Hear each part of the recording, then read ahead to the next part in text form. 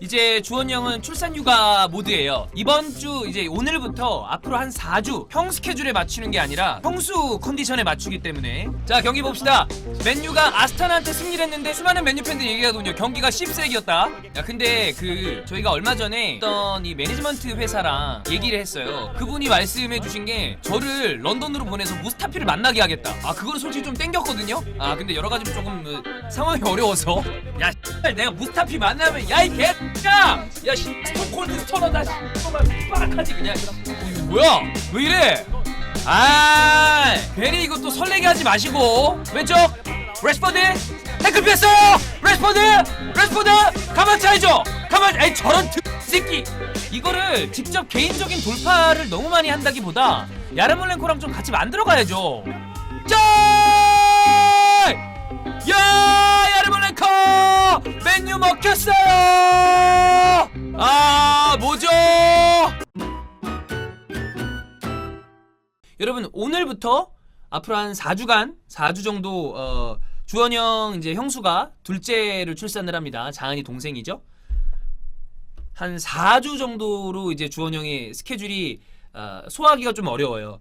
그렇기 때문에 출산 휴가라고 생각하시고 그 사이에 주원형이 없으면 좀 재미가 많이 떨어집니다만 저 혼자 많이 채워보도록 하겠습니다. 그리고 또 가능하면 게스트분도 불러서 많은 분들 좀 즐겁게 해드릴 수 있게 컨텐츠를 만들어낼 테니까 주원형 잘 쉬고 그 다음에 둘째 태어나는 거 많은 분들이 축복해 주셨으면 좋겠고요. 그렇게 한 다음에 다시 또 주원형 와서 이스타TV는 10월 말 정도서부터 원래 이 2명의 체제로 돌아가도록 하겠습니다. 그 사이에는 제가 숫자적으로는 완벽하게 주원형 있을 때보다 오히려 더 가득가득 채워놓도록 하겠습니다, 여러분. 자,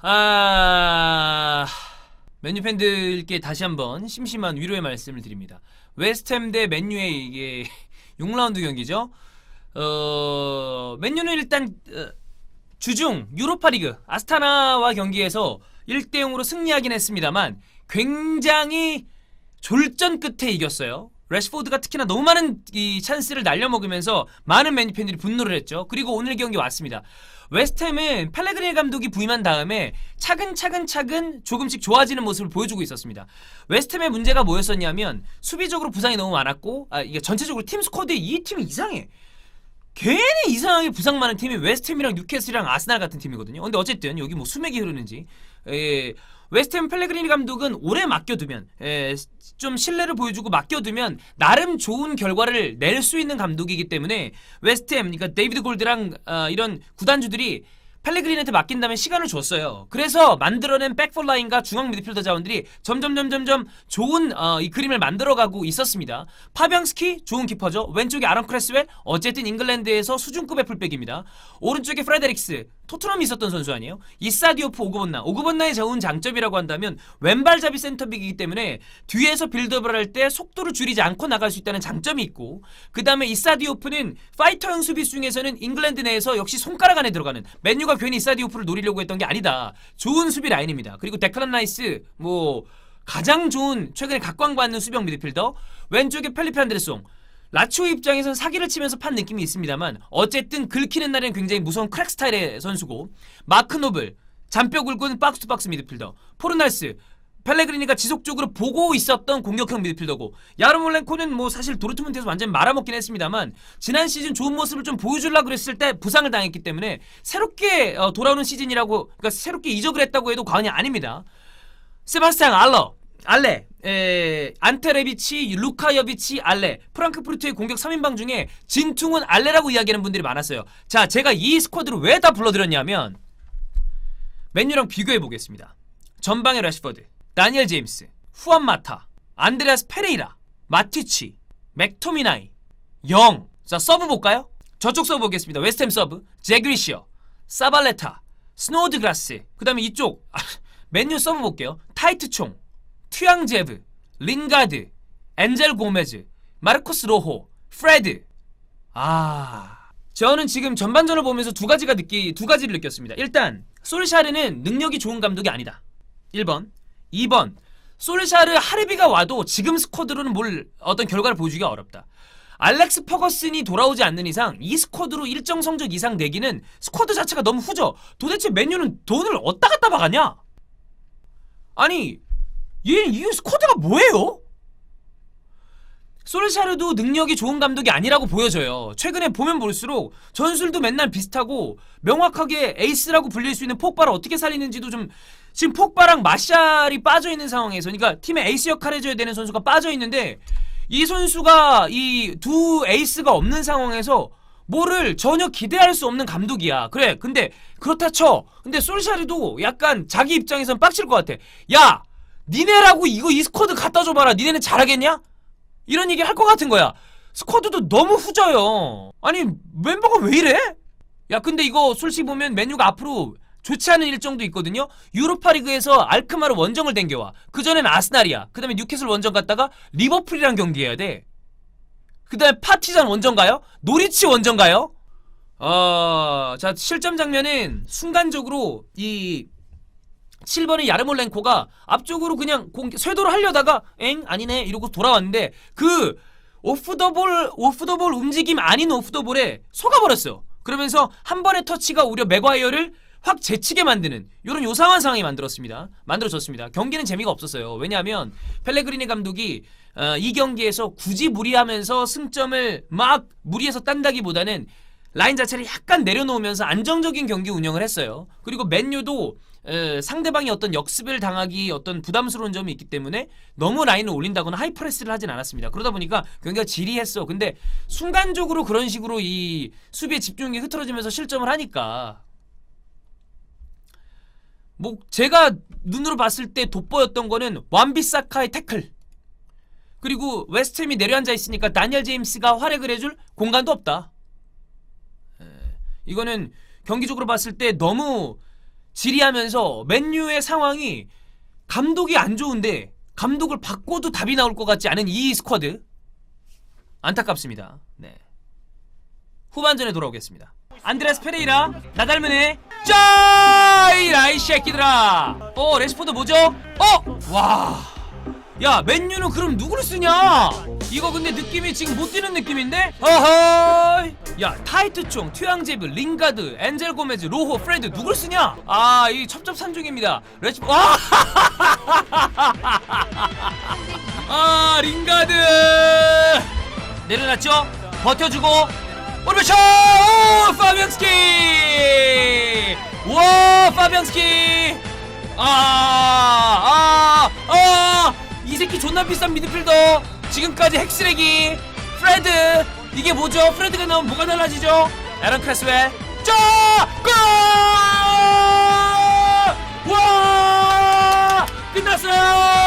야 이 삭살났다. 야 메뉴 어떡하냐? 메뉴 못됐다. 이거 너무 잘 찼다. 야 이거 개 잘 쳤고요. 야 이거 너무하다. 야 이거 메뉴는 어떻게 해야 되나요? 자 여러분 경기가 끝났습니다. 2대0 패배입니다. 야르몰렌코의 득점은 그렇다 치고 에런 크레스웰의 어떤 데드볼 상황에서 직접 프리킥 이거는 너무 크레스웰이 잘 찼기 때문에 막을 수 없었다. 아까 우리가 하프타임 리뷰 때 그런 얘기를 했었잖아요. 서브의 멤버의 질이 너무나 좋지 않다. 그리고 이건 누가 와도 경기를 뒤집을 수 없었을 것이다. 웨스트햄은 후반부에 서브를 썼는데 지금 나온 게 펠리페 안드레송을 빼고 제글셔를 집어넣었습니다. 그리고 프레데릭스가 부상으로 빠지면서 사발레타를 집어넣었고요. 야르몰렌코를 빼고 스노드그라스를 집어넣었습니다. 제글셔 폼이 망가졌다고 하더라도 어쨌든 아스날과 잉글랜드의 미래라고 불렸던 선수고요. 그 다음에 사발레타 맨체스터 시티 잉글리시 프리미어리그에서 레전드 찍었던 선수입니다. 확실하게 자기 능력이 있었던 선수죠. 스노드그라스 이 선수 하위권 에이스 놀이 할 수 있는 선수예요. 이게 서브죠. 레시포드가 나간 다음에 나오는 선수가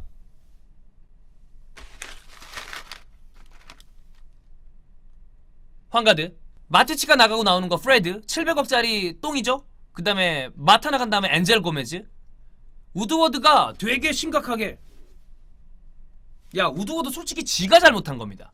도대체 12-13 시즌 퍼거슨이 은퇴한 다음에 모예스, 바날, 무리뉴 그 다음에 지금 솔샤르까지, 그러니까 솔샤르 감독이 능력이 없다는 거에 대해서는 오케이 인정하겠습니다. 근데 그 나머지 4명의 감독이 오고 가는 사이에 돈을 안 쓴 게 아니라고. 적게 쓴 것도 아니야. 많이 썼어요. 근데 제대로 된 축구 이 풋볼 디렉터를 선임하지 않으면서 어떤 괴가 없는 이적들, 그 다음에 돈을 안 쓴 건 아닌데 도대체 스쿼드를 펼쳐보면 돈을 어디다 쓴 거야 이거? 이렇게 보이게 만드는. 여러분 무리뉴가 얘기했었죠. 내 가장 큰 업적이 맨유에서 2위를 했다는 것이다. 그 다음에 스카이 스포츠인지 BBC인지 나와가지고 어디 하여튼 나와서 무리뉴가 그 얘기했어요. 내가 얘기했던 거 맨유에서 2위 했다는 게 내 가장 큰 업적이라고 얘기했던 거 그거 농담으로 한 얘기다. 농담으로 한 얘기가 아니다 라고 얘기했어요. 그러니까 무리뉴가 아무리 입 털고 자기가 빡쳤었던 걸 얘기하려고 그랬던 거 감안하더라도 또 한 번 또 얘기했단 말이야. 진짜야 진짜. 지금 솔샤르 최근 19경기에서 5승 4무 10패입니다. 우드워드부터 문제가 있습니다. 저는 이거 지금 상황에서는 어떤가 이게 막 제가 어떤 얘기를 할까 이 경기 끝난 다음에 그런 생각도 했어요. 아 이거 솔샤르가 문제가 없지 않으니까 이러면 지금 놀고 있는 감독 중에서 맨유의 성적을 바로 좀 단기간에 끌어올릴 수 있는 감독이 누굴까?